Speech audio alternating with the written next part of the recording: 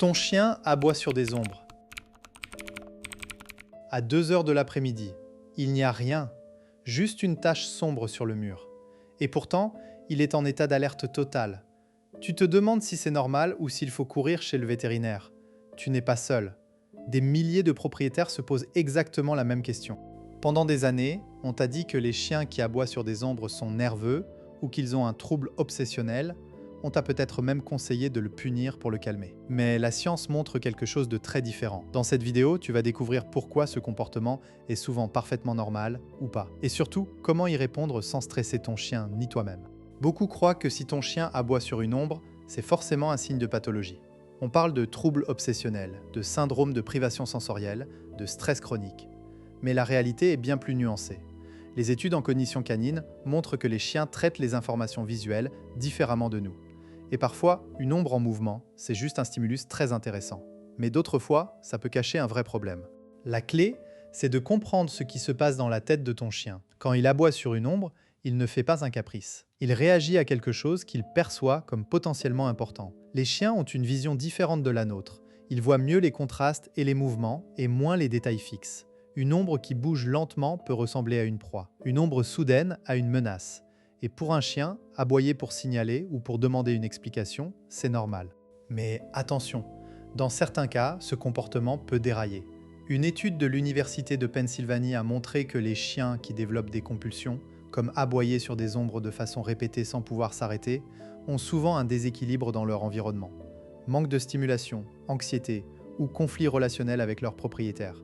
L'étude d'Overall sur les troubles obsessionnels canins confirme que ces comportements sont souvent des signaux d'alarme. Mais avant de s'alarmer, il faut diagnostiquer.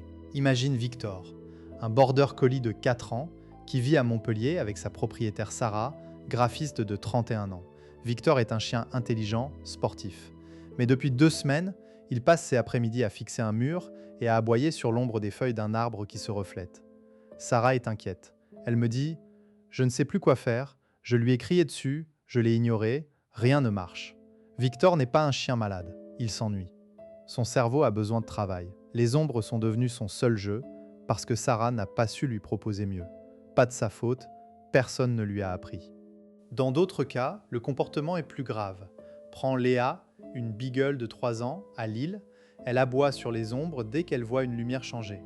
Mais en observant, je remarque qu'elle halète, qu'elle se lèche les babines, qu'elle tourne en rond. Ce n'est pas un jeu. Léa est en stress chronique.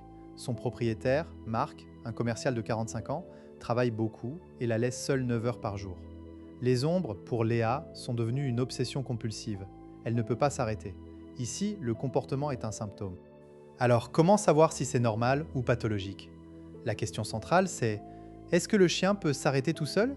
Si Victor arrête d'aboyer quand l'ombre disparaît, s'il se reconcentre sur autre chose facilement, c'est probablement normal. Si Léa continue à aboyer et à chercher des ombres même sans stimulus, même dans le noir, c'est un signe d'alerte. Autre indicateur, la diversité des comportements. Un chien normal varie ses réactions. Un chien compulsif répète le même geste sans variation. Quand le comportement est normal, il suffit souvent d'augmenter la stimulation mentale et de désensibiliser en douceur.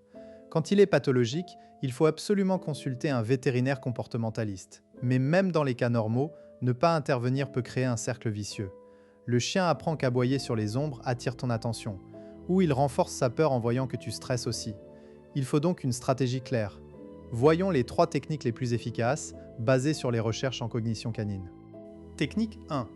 Le détournement cognitif. Quand ton chien commence à fixer une ombre, n'attends pas qu'il aboie. Dès que tu vois son regard se verrouiller, interviens. Tu peux lancer un jouet, faire un bruit inhabituel, un bisou, un claquement de langue, ou dire son nom d'une voix joyeuse. L'idée est de casser le focus avant que l'émotion monte.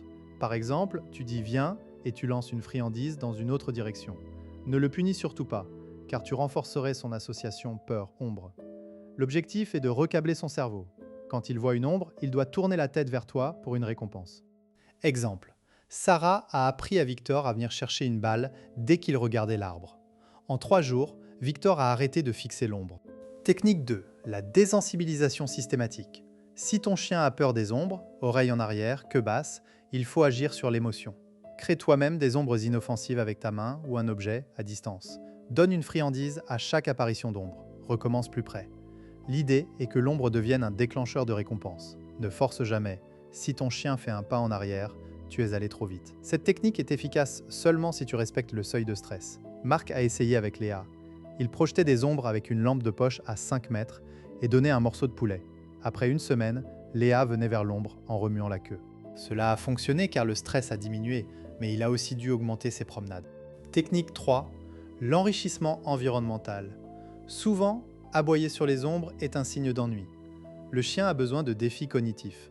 Propose-lui des jeux de recherche, des tapis de fouille, des puzzles ou des ordres variés en promenade. Apprends-lui à utiliser son nez plutôt que ses yeux. Les chiens sont des spécialistes de l'odorat. En stimulant leur truffe, tu réduis leur dépendance à la vision. Tu peux aussi cacher des friandises dans la maison et lui demander de les trouver. Victor a eu droit à un parcours d'obstacles improvisé dans le salon. Le résultat ? Moins d'intérêt pour les ombres, plus de calme.